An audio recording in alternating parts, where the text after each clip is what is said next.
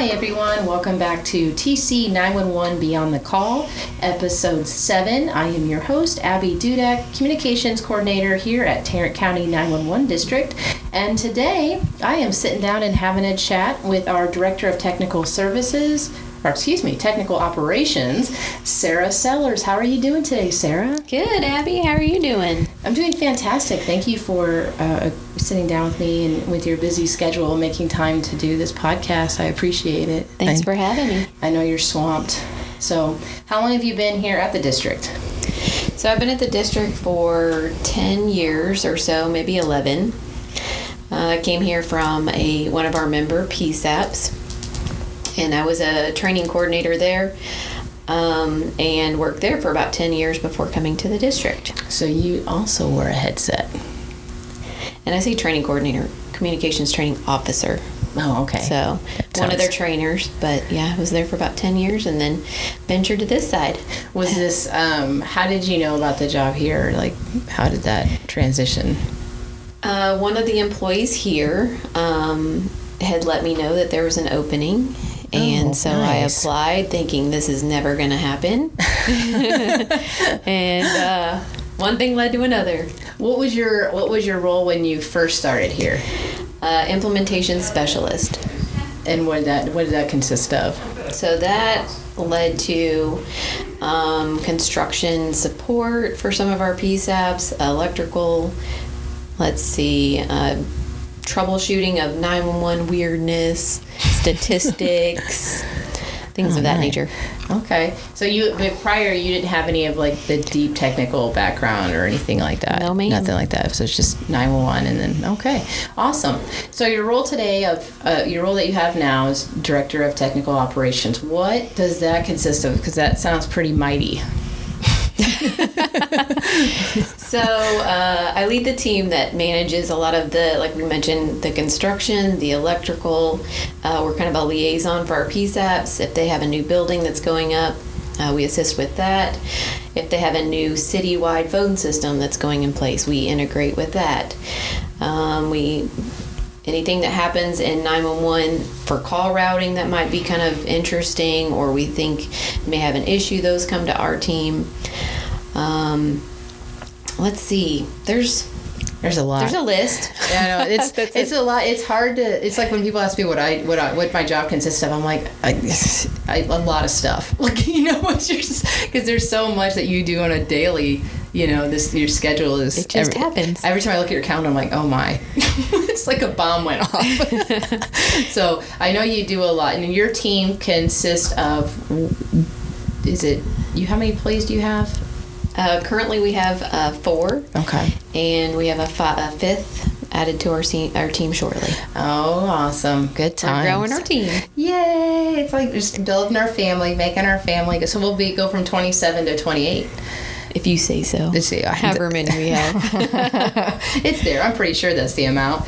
So on that how hands-on are you with the technology? Maybe prior roles, because you've obviously jumped up the ladder, with different promotions that you've gotten. So you are probably more hands-on versus what you are today, right? Since you have a team. Yeah, that's true. So we also, what I didn't mention earlier, deploy the 911 software. So we test and vet all the different software versions that go in front of the call takers to make sure that they are sound and there's no issues. So that is where hands-on really played a part in my prior years of testing a lot of software versions and doing some regression testing, making sure from one software version to the next that they didn't break something unintentionally. Mm-hmm. So I was much more hands-on at that time. Oh, okay. Well, that's good.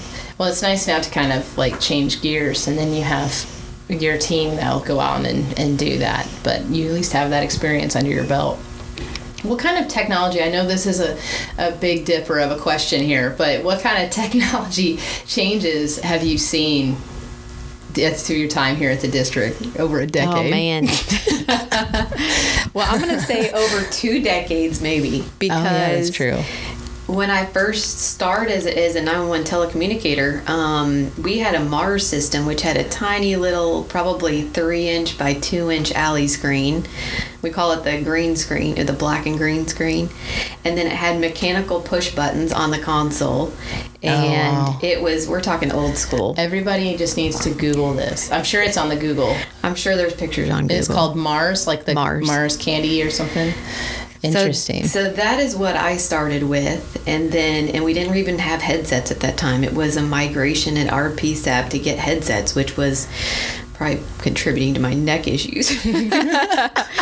But we didn't have pre-alert systems that they have today. If we were dispatching fire, we were in charge of dispatching fire and verbalizing all that. There's no automated systems that were in place. There was no text to 911. Things have come a long way. Yeah, it has. It looks like, I always, when I'm explaining it to the kids in the community, I always say it looks like a gaming center. Like it looks like you could sit down and play some really cool Minecraft or something like that. They don't, but they always like, it looks like a gaming center. They're like, oh, that is so cool. I'm like, yeah. We probably had 4 screens in front of us, and then the 911 Mars system back in the day. But now it's not unheard of for what call takers have 8, maybe 6 to 8. Yeah, that's monitors in front of them. Yeah, that's pretty. Yeah, it's pretty average. I think mostly on average, 7. There's 7. It said no 8 because including their map. So yeah, that would be 8 screens that they got to look at. I think there's usually like 3 keyboards and 3 mouses and. You look at it like gaming, and I look at it like, I don't know, the Matrix movie or something. Matrix. Yeah, that's the best way to explain it when I have to talk to kids, because otherwise, how am I going to explain this to them? Yeah. So, they like the technology part of it. So you were going on about that's where you started with the technology. So as you're going down the timeline, what unraveled from there with your technology? So today, we won't talk about all the different baby steps in between, but today they have a 911 system that has all soft buttons all on one screen. It's a mouse click. It's just like every other software platform. There was a point in time where we had touch screens. We no longer have touch screens today, but they had the soft buttons on their screen to answer a 911 call from a touch screen. But yeah. They're touch screen, but the phone system that we use now for them, that's touch screen. It's not? No touchscreen. Oh, I thought it was. It's a bit of a maintenance nightmare with touchscreens. So it could have if we chosen, but it causes complications. Oh, okay. Well, we want to make it easy for them as we go much reliable. Yes, that's good. And I'm sure everybody appreciates that. We want reliable phone systems that these 911 headset heroes can use, so we like that. So what's some of the best accomplishments so far that you've had here at the district? Besides working here. Oh, man. That's already one great accomplishment. And you get to work with me. That's another great accomplishment. always a good day working with Abby. So Monty's team is the network team, and the network team and the technical operations team have to work very close and lockstep with each other. Mm-hmm. And if they don't, things can go wrong. So we have a very close-knit, it's funny, we're in the communications business, but sometimes communication is the hardest piece of it all. Mm-hmm. So we are working in lockstep. We have a great communication path with that team and making sure we keep 911 up. Probably another interesting one for the public to be aware of is when your iPhone or Android needs a software update. It has a period of time where your phone is disabled and you can no longer use it while it's doing its update. We don't have that capability in the 911 world to do that. Mm-hmm. So we can do software and hardware updates, and we figured out how to do this without affecting any, service degradation to our member citizens. So there's no maintenance window where, we're going to just take this out of service and 911 doesn't work while your phone upgrades. No, we don't have that. Yeah, we can't. Hey, everyone, just hang on a second. We got an upgrade. Yeah, Yep. But that's good to know. That is really good to know. That's tough to do, mm-hmm. depending on what needs to be replaced or upgraded. So we've done well at figuring that. Now we better knock on wood. I knocked on some wood. I think this is wood. I feel faux like wood. Faux wood. That's Close enough. That's so interesting too, because it's good to have that background behind the scenes knowledge of that, to know that how, just like everything else we upgrade, phones, televisions, computers, everything, like you said, we don't get that grace period of, I'll just sit and wait patiently while my phone or my system does this. We've got to do error-free, where it's like, nope, got to keep doing it, but then it still works. How does that happen? How do we get out of that? Or how does that system work where you don't have to? Is it magic? Is it magic? It's a lot of like lot Hogwarts, of magic. Hogwarts, Harry Potter. It's a lot of planning. Yeah, that's intense. Where Monty's team and our team really have to work closely with each other, because he'll have a piece of hardware that he wants to install, and we'll have software on our side that we want to install, and we try to make it as painless as possible. Not only the call takers, but then the citizens are completely unaware that even took place. And that's good. That's good, because they can count on their 911 system not only to be available all the time, but also be upgraded without a hitch in your giddy up. That's right. I can't believe I just came out with that, hitch in my giddy up. I don't know. So you're in Texas. I am in Texas. That is true. So we talked about some of the technical things that you did, and so we kind of went over that. Was there any more new technology that's coming? What's coming for the technology role in the future, like in the next 5 years? Oh man, so more magic. We'll say a lot of magic, a lot of fairy dust.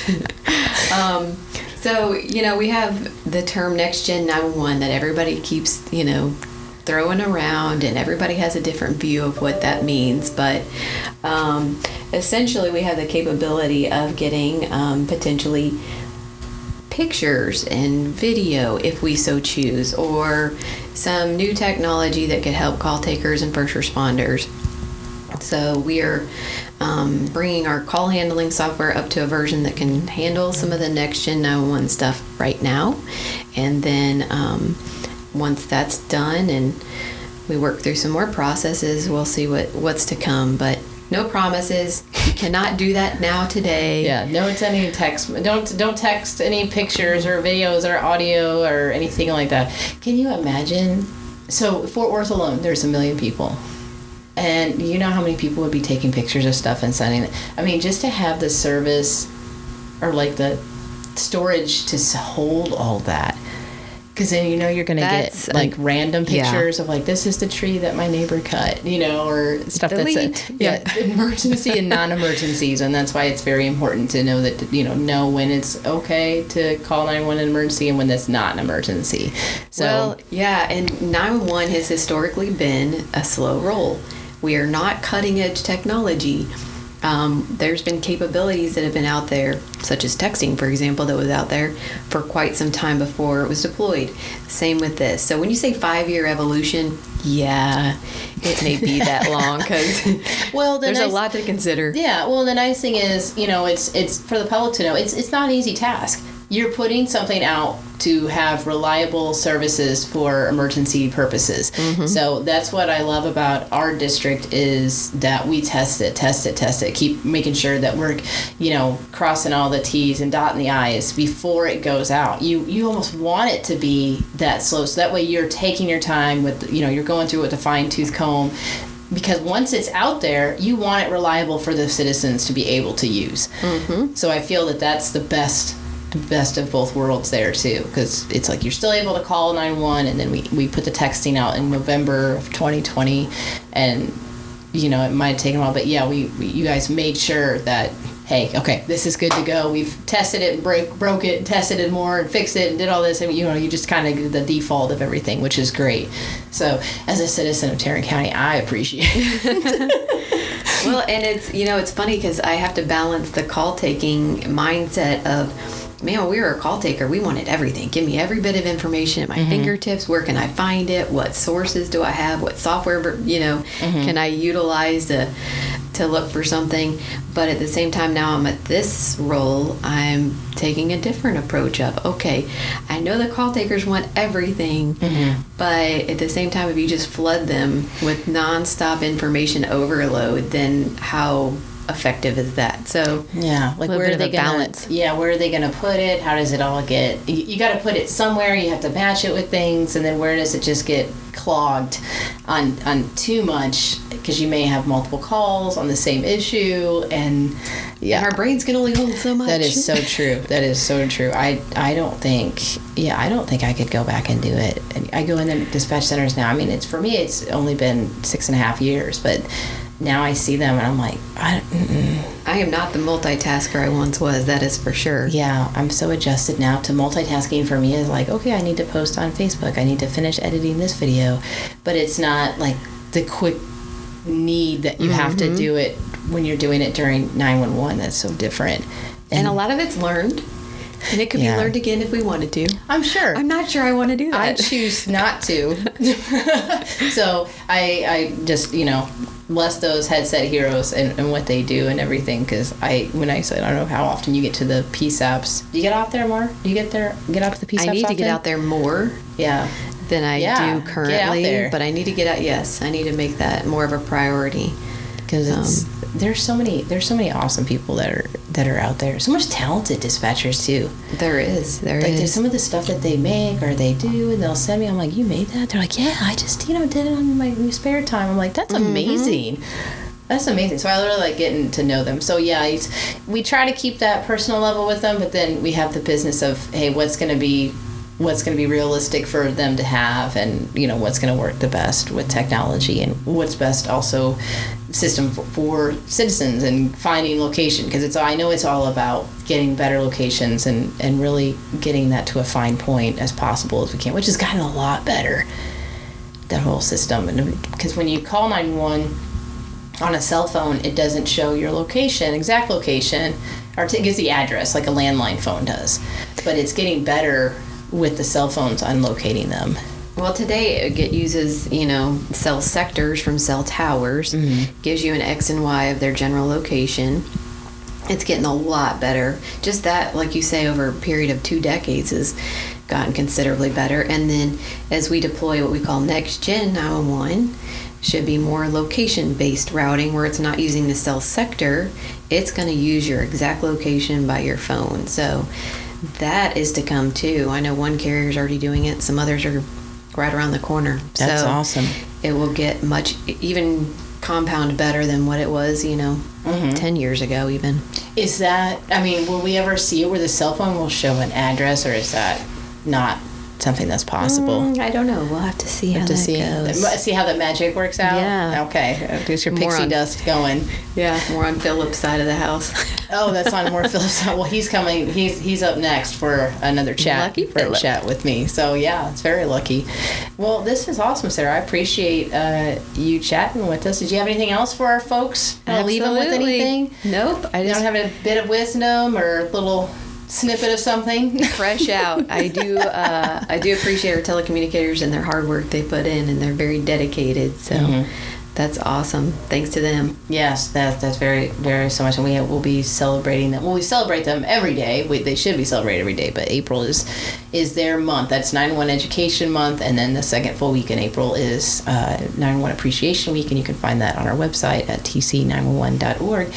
After you get done listening to this podcast that you saw on our homepage, right around the corner. You see that? That was good. Nice. Good plug in right there. Yeah. Way to go.